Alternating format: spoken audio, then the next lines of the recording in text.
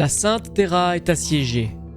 L'architraître Horus Lupercal, primarque des Sons of Horus, fils favori de l'empereur, a fait sécession avec l'impérium de son père.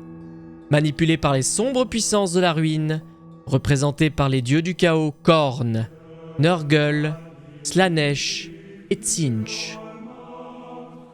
Il prépare sa trahison pendant des mois, ralliant à sa bannière nombre de ses frères primarques et leur légion de guerriers transhumains, ainsi que des éléments humains de l'Imperium, faisant partie de l'Armada Imperialis et des forces de l'Auxilia.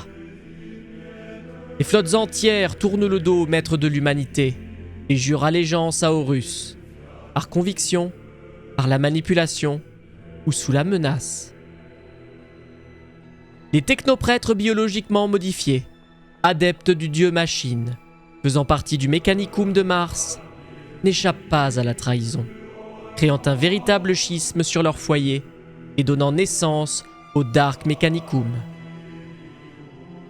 Horus dispose alors d'une armada gigantesque et peut passer à la seconde phase de son plan, révéler publiquement sa trahison.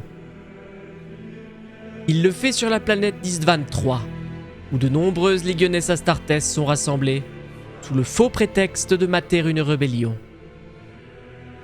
Horus déclenche un piège minutieusement préparé et déchaîne ses alliés contre leurs frères Astartes pris au dépourvu, trop loyaux envers l'empereur pour rejoindre sa cause.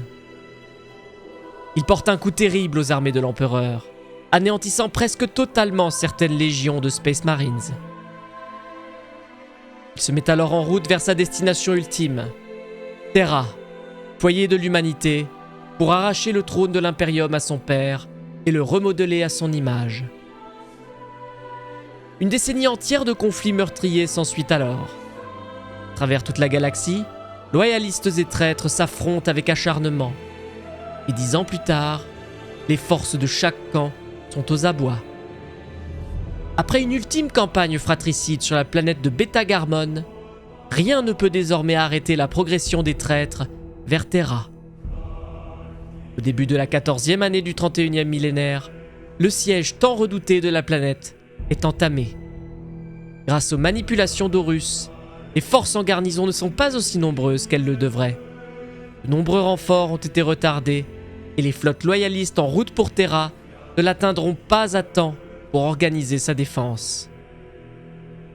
Une course contre la montre débute alors. Horus, conscient que le rapport de force penche en sa faveur, mais que des renforts loyalistes sont en route, et il déchaîne l'ensemble de ses forces sur la planète qu'il avait juré, des siècles auparavant, de protéger.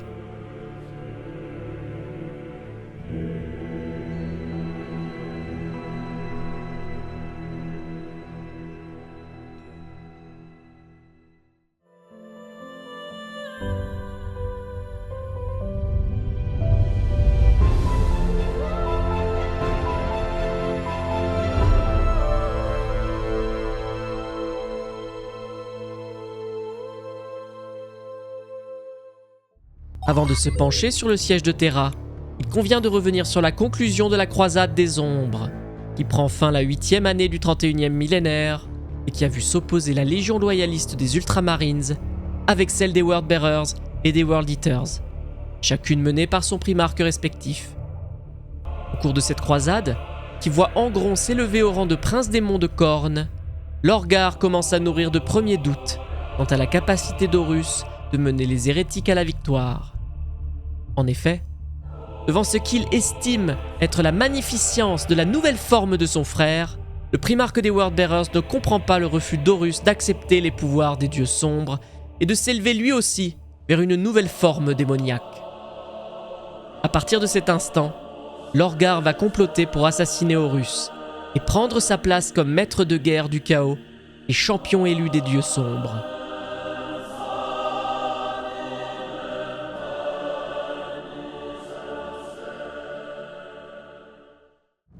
C'est à l'issue de la bataille de Beta Garmon, dont les ultimes affrontements prennent fin la 13e année du 31e millénaire, où Horus est grièvement blessé, que Lorgar va mettre ses plans en mouvement.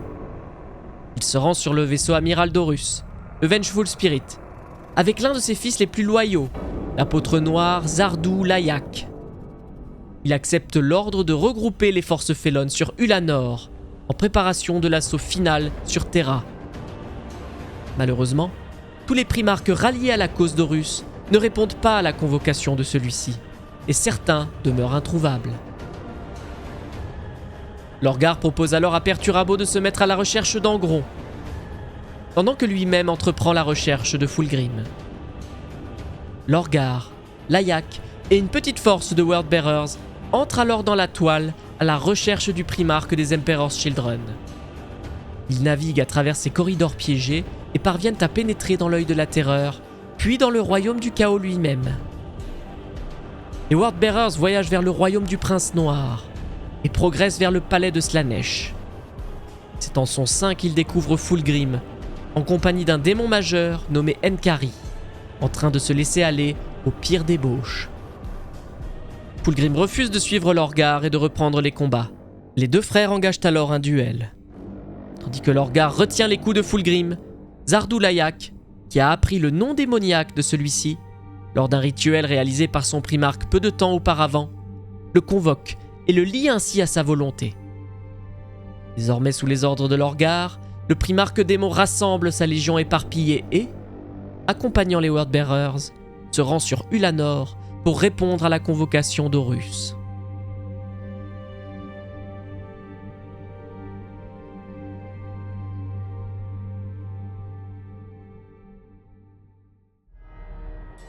À la fin de la 13e année, Lorgar et Fulgrim parviennent à Ulanor. Entre-temps, Horus, que Lorgar avait quitté comateux, s'est remis de ses blessures, notamment grâce au sacrifice consenti par son écuyer de toujours, Malogurst.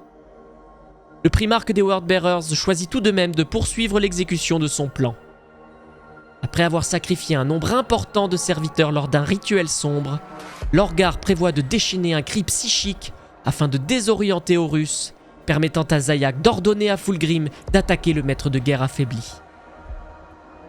Les Worldbearers et les Emperor's Children, en orbite autour d'Ulanor, achèveraient alors la Légion des Sons of Horus, laissant à Lorgar le commandement incontesté de l'effort de guerre des traîtres.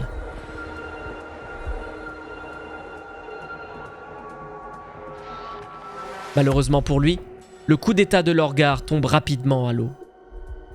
Trahi par l'un de ses propres serviteurs, l'oracle sirène Valention, surnommé Actaea, qui le dénonce à Horus sitôt mis le pied sur Ulanor. Lorsqu'il rencontre son frère, il est immédiatement attaqué, bien avant de pouvoir relâcher son cri psychique. Et l'apôtre noir Zardou Layak, au lieu d'ordonner à Fulgrim d'attaquer Horus, libère le primarque démon, trahissant à son tour son primarque. Lorgar est alors battu sans merci par Horus, qui lui lance une arme et lui ordonne de se battre contre lui. Lorgar refuse le combat et demande pitié à son frère, celui-ci devenu plus fort que jamais depuis le sacrifice de Malogurst, ayant gagné une nouvelle forme changeante, imprégnée par les sombres énergies du chaos.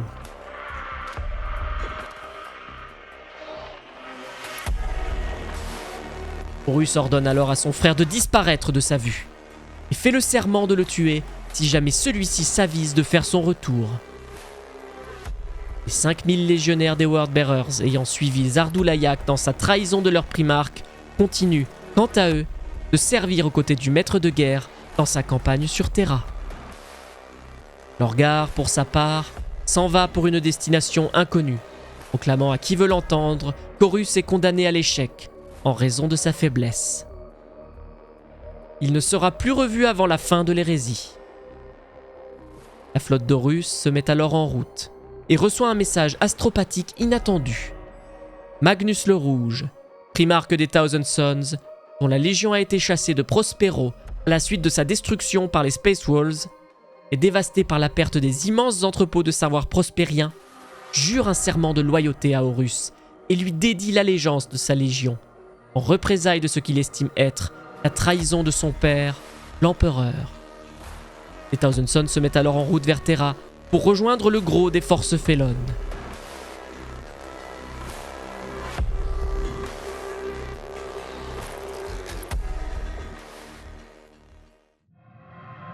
La flotte de l'architraître qui quitte Ulanor est composée des légions des Sons of Horus, des World Eaters, des Emperor's Children, des Thousand Sons, de la Death Guard et des Iron Warriors, chacune commandée par son primarque. Tandis qu'elle fait route vers le foyer de l'humanité, elle est renforcée par des éléments des Night Lords, ainsi que par les 5000 Wordbearers aux ordres de Zardoulayak. Elle croise également la route de l'Alpha Légion, qui se retire de la zone de guerre du système Sol après avoir mené diverses opérations de sabotage et d'infiltration. Celle-ci fournit également à Horus une carte stellaire extrêmement détaillée des défenses du système. Les forces de l'architraître font halte en orbite de Mars pour se ravitailler.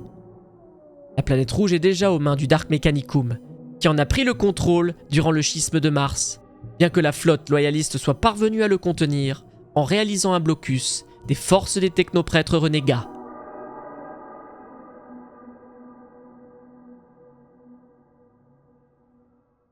Pendant ce temps, sur Terra, la défense s'organise. Le primarque Rogaldorn, prétorien de Terra, et père génétique des Imperial Fist, se prépare au siège avec l'ensemble de sa légion, ainsi que les éléments des légions brisées qui ont survécu au massacre d'Istvan V. Dès que la nouvelle de la trahison d'Horus lui est parvenue, Dorn a lancé un ordre de rassemblement à l'ensemble des forces impériales encore loyales envers l'empereur, les convoquant sur Terra. Cependant, les forces Felon ont déployé maints stratagèmes subversifs afin d'empêcher les forces loyalistes, encore bien supérieures militairement aux siennes, si elles se trouvaient déployées sur le même champ de bataille, de se rassembler.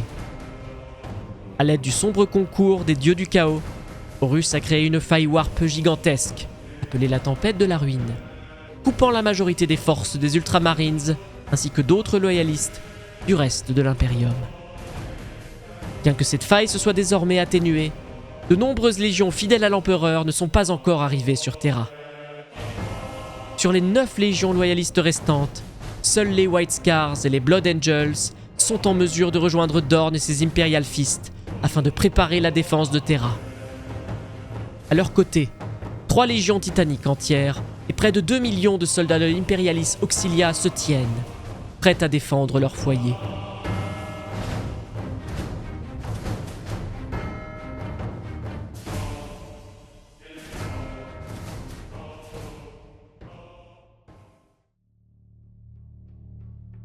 Aussitôt leur ravitaillement achevé, les forces du maître de guerre se remettent en route en direction de Terra, afin de ne pas prendre le risque que davantage de renforts loyalistes n'atteignent la planète.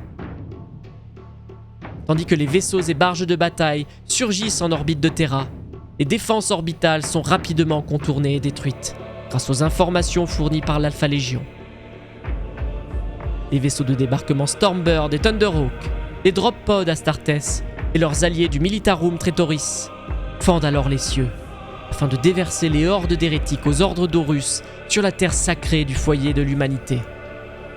Les combats s'engagent alors tout autour du globe, mais les affrontements les plus meurtriers ont lieu aux alentours de la forteresse himalayenne, où se dresse fièrement le siège du pouvoir de l'Imperium, le palais impérial de l'empereur et ses lourdes fortifications, renforcées par l'expertise de la défense de siège de Rogaldorn et de ses Imperial Fist. Malheureusement, en dépit de ses épaisses murailles, le palais de l'empereur ne sera pas suffisant pour arrêter l'avancée des traîtres.